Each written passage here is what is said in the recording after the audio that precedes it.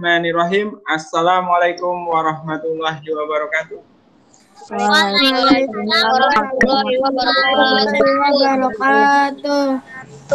Alhamdulillah. Apa kabar kalian semuanya? Alhamdulillah. Alhamdulillah. Semoga kalian semua dalam keadaan sehat walafiat. Amin. Baik, anak-anak Padi semua. Sebelum kita mulai, alangkah baiknya kita berdoa. Padi minta tolong Alexa, silahkan dipimpin Alexa. Assalamualaikum warahmatullahi wabarakatuh. Teman-teman, mari kita berdoa. Terima kasih Alexa. Oke, sebelum kita mulai pelajaran, agar lebih semangat lagi, kita akan menyanyikan lagu Indonesia Raya. Kita akan belajar meneruskan yang kemarin, tapi sebelum itu Pak Adi mau lihat coba absensinya di sini. Alhamdulillah sudah banyak yang sudah datang, nanti yang belum datang biar nyusul. Oke, tampil screen-nya. Kita hari ini akan belajar mengenai tema 5 mengenai ekosistem, subtema 2 hubungan antara makhluk hidup dalam ekosistem, pembelajaran ketiga. Nah, tujuannya di sini kalian setelah belajar ini, yang pertama melalui pengamatan nanti siswa dapat mengidentifikasi kegiatan perekonomian masyarakat di Indonesia sebagai negara agraris. Kemudian yang kedua, melalui pengamatan siswa dapat mengidentifikasi kegiatan perekonomian manusia sebagai negara kepulauan.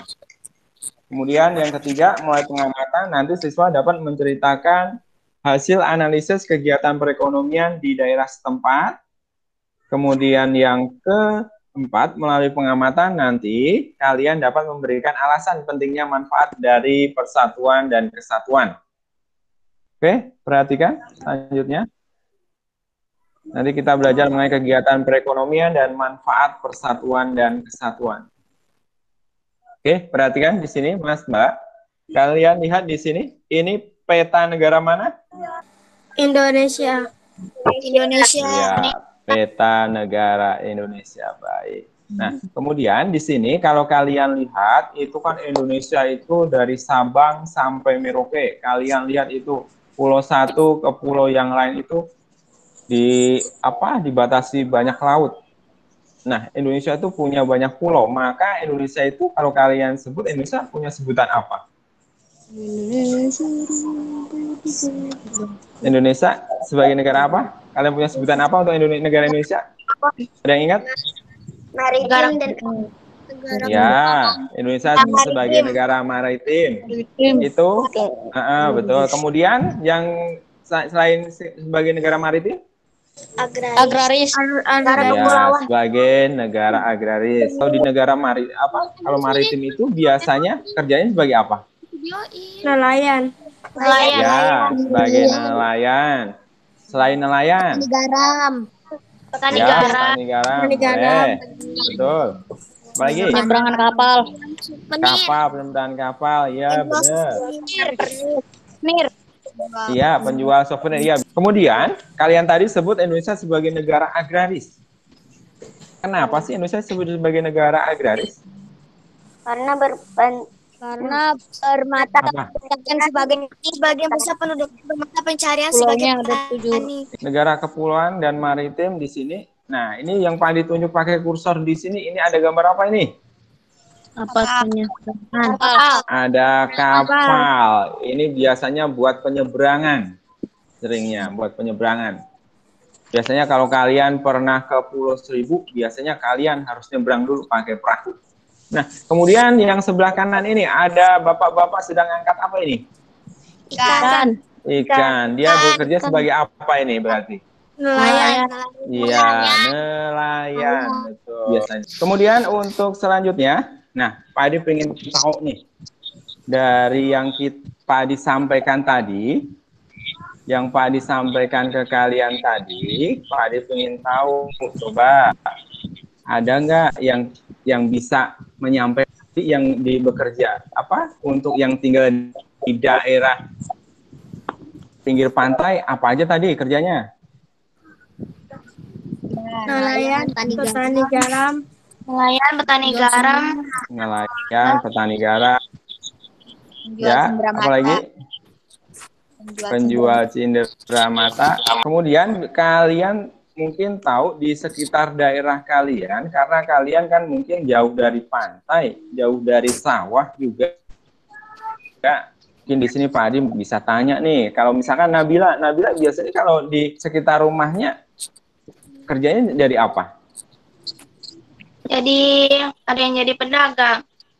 Oh, kebanyakan pedagang ya, karena kita dekatnya mungkin daerah sini dekat sama Tanah Abang, jadi pada jualan. Kalau di dekat Rana, biasanya apa Rana? Sama yang Rana tahu? pedagang kantor. Pedagang juga. Oh iya. Ya, Kemudian kalau Siva, daerah rumahnya sama juga, pedagang juga? Iya Pak, pedagang juga. Oh iya, berarti intinya karena kita di sini dekat sama apa Pasar Tanah Abang, mungkin pada jualan di Pasar Tanah Abang, jadi kebanyakan pada berjualan.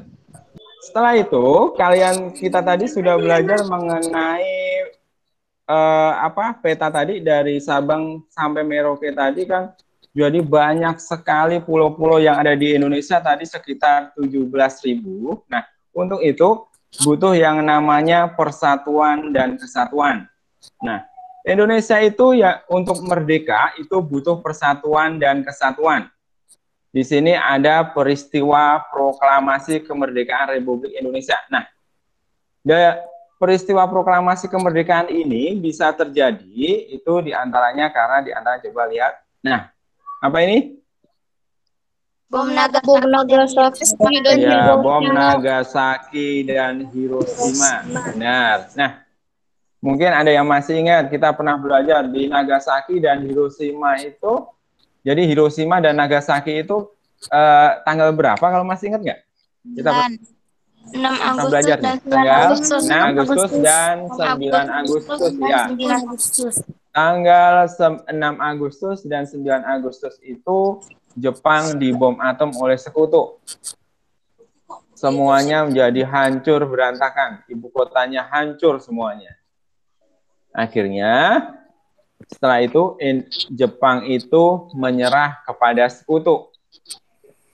Nah, Jepang menyerah kepada sekutu. Siapa yang masih ingat tanggal berapa? 15 Agustus.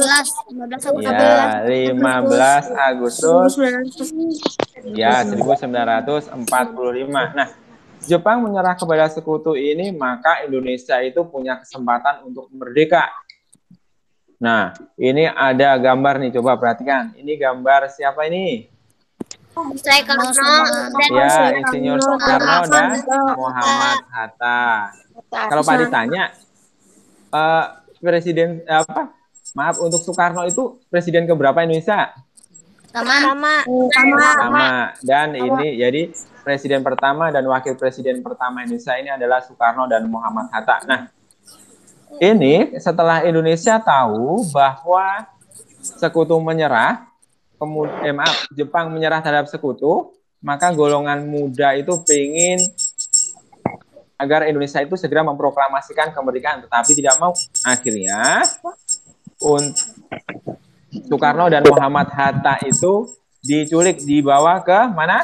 Rengas Dengklok. Maka disebut dengan peristiwa Rengas Dengklok.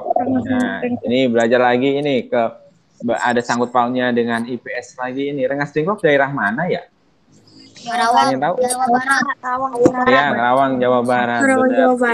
Terus kenapa sih ini kok Soekarno dan Muhammad Hatta dibawa ke Rengas Dengklok itu biar kenapa sih? Tidak terpengaruh oleh Jepang. Oh iya, tidak terpengaruh oleh Jepang dan agar segera memproklamasikan. Ini pas tanggal 16-nya, kemudian tanggal 16-nya itu dibawa ke Jakarta.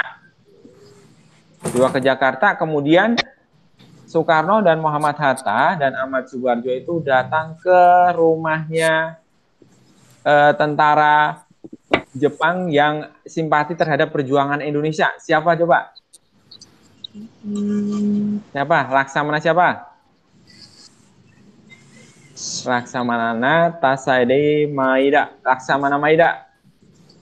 Dia adalah yang bersimpati dengan perjuangan Indonesia. Maka di situ para pejuang di situ di antara Soekarno, Muhammad Hatta dan Ahmad Subarjo itu merumuskan naskah proklamasi.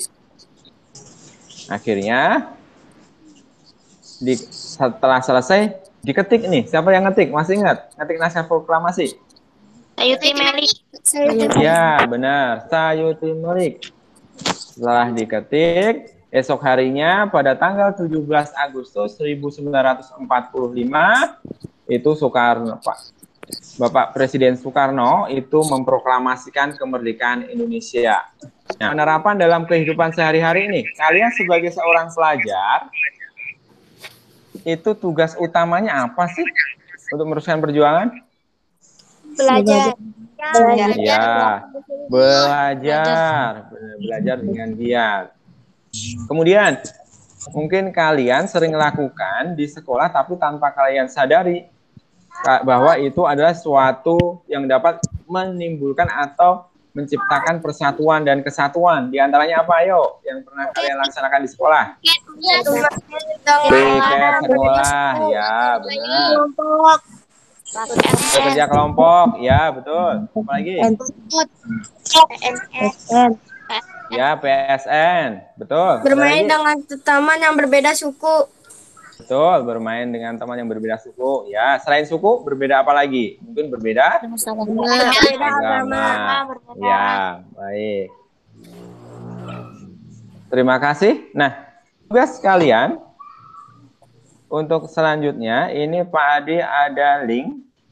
Nanti Pak Adi share di chat. Nanti kalian kerjakan. Kalian harus paham nih apa yang kita pelajari hari ini. Kita ambil kesimpulannya nih. Berarti yang pertama apa tadi? Kesimpulannya yang pertama. Negara agraris sebagian besar penduduknya bermata pencarian sebagai petani. Ya, betul. Dua, negara maritim sebagian besar penduduknya bermata pencarian sebagai nelayan.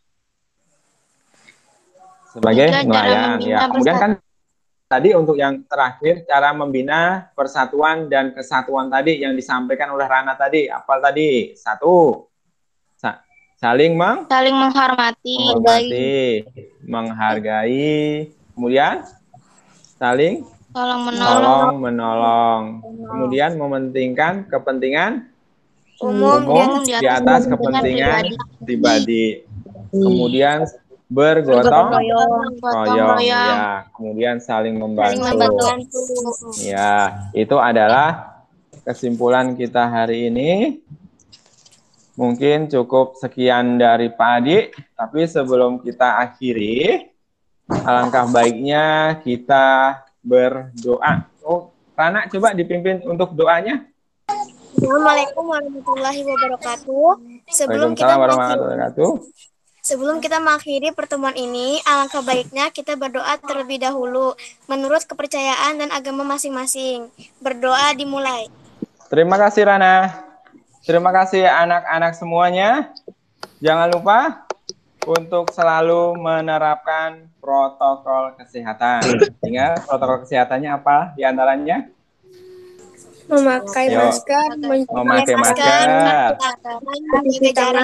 cuci tangan, dan menjauhi kerumunan agar kita selalu terhindar dari virus COVID-19. Kita selalu berdoa semoga virusnya ini segera pergi dan dapat bertatap muka di sekolah lagi. Amin. Kemudian jangan lupa Mas Mbak untuk mempelajari untuk materi selanjutnya. Kita akan besok untuk materi selanjutnya jangan lupa pelajari mengenai cara mempertahankan kemerdekaan Indonesia. Ada di bab selanjutnya dipelajari. Jangan lupa kita ketemu besok lagi. Tetap jaga kesehatan. Sampai jumpa kembali. Terima kasih semuanya. Jaga kesehatan ya. Lambaikan tangan ya. Mana senyumnya? Ya, Mana senyumnya? Senyumnya, senyum. Assalamualaikum, Pak Haji. Assalamualaikum semuanya.